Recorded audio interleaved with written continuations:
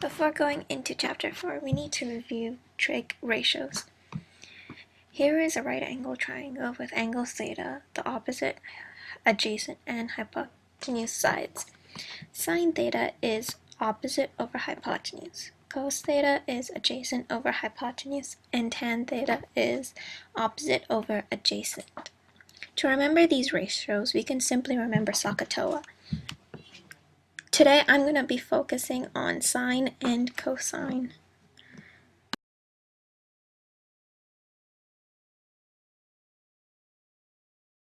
Do the same thing with the cos graph. We know when the slope is equal to 0.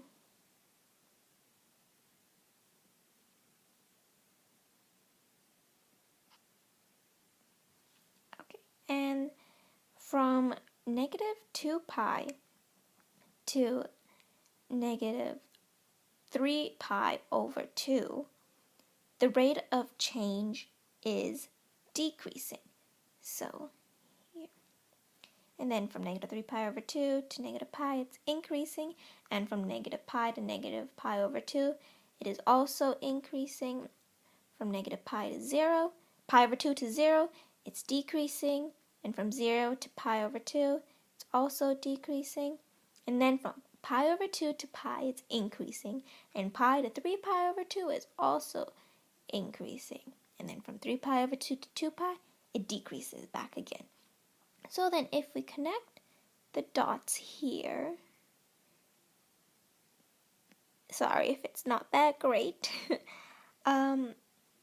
the graph looks like a negative sine graph. So we can tell that both sine and cosine, the derivatives of those, also known as rate of change, are also sinusoidal functions. Now we're going to do the same thing with the cos graph. We know when the slope is equal to 0.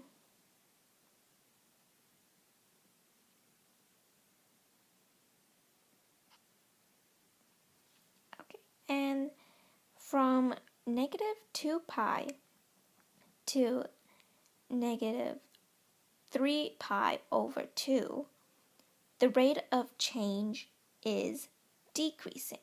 So here. And then from negative 3 pi over 2 to negative pi, it's increasing. And from negative pi to negative pi over 2, it is also increasing. From negative pi to 0, pi over 2 to 0, it's decreasing. And from 0 to pi over 2, it's also decreasing. And then from pi over 2 to pi, it's increasing. And pi to 3 pi over 2 is also increasing. And then from 3 pi over 2 to 2 pi, it decreases back again. So then if we connect the dots here, sorry if it's not that great, the graph looks like a negative sine graph.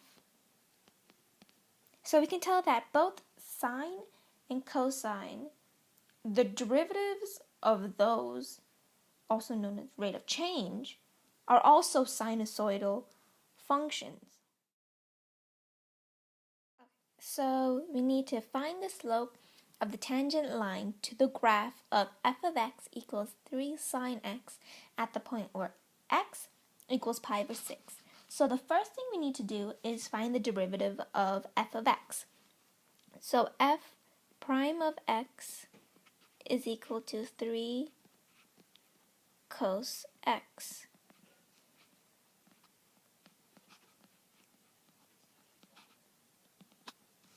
After that, we need to plug in the x value into the derivative. So then f prime of pi over 6 equals 3 times cos pi over 6. So that would equal 3 times root 3 over 2. So then that equals 3 over 2. So the slope of the tangent when x equals pi over 6 is 3 over 2.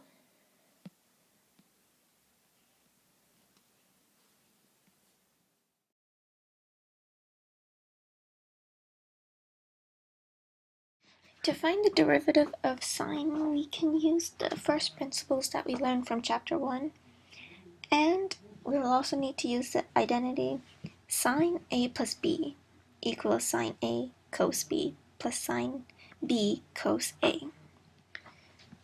To find the derivative, we find sine x plus h minus sine x over h.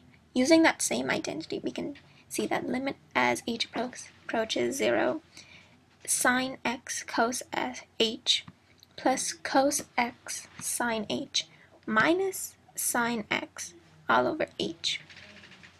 And then we can reduce that to sine x cos h minus 1 plus cos x sine h all over h. And then limit as h approaches 0, sine x cos h minus 1 over h plus cos x sine h over h. So I just divided this into two parts. Now the limit of as h approaches 0 for sine h over h is equal to 1, and the limit as h approaches 0 for cos h minus 1 all over h is equal to 0. If we plug that back into the equation, we get sine x times 0 plus cos x times 1, and that equals cos x. So the derivative of sine is cos x. So we know that the derivative of sine x is cos x. So there's an easier way to find the derivative of cosine rather than using the first principles. So y equals cos x.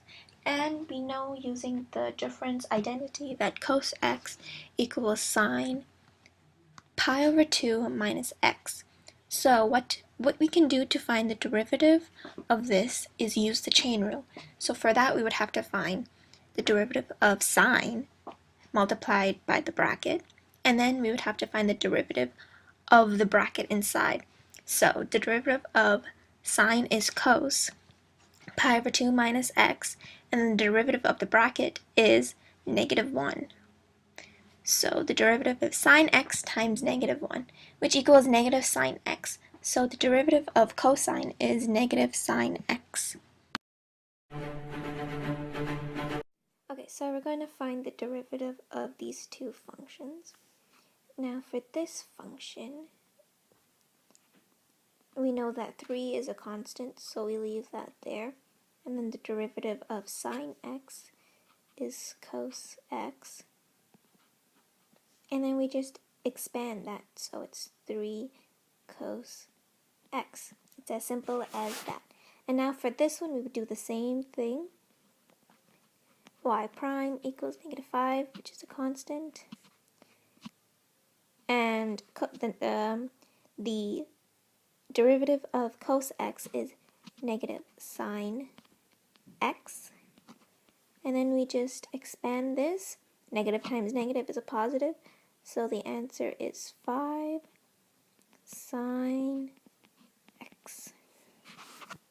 So we have two more examples to find the derivative of, but then in these two examples, there's two parts to the equation. But we'll still do the same thing. So y prime equal to, the derivative of sine x is cos x, so we do cos x plus 2. Derivative of cos x is negative sine x, so negative sine x. And then we just expand it again, so it's cos x minus 2 sine x is the answer. Now do the same one for this, so y prime equals 4 times negative sine x minus, derivative of sine x is cos x. So then this just equals negative 4 sine x minus cos x.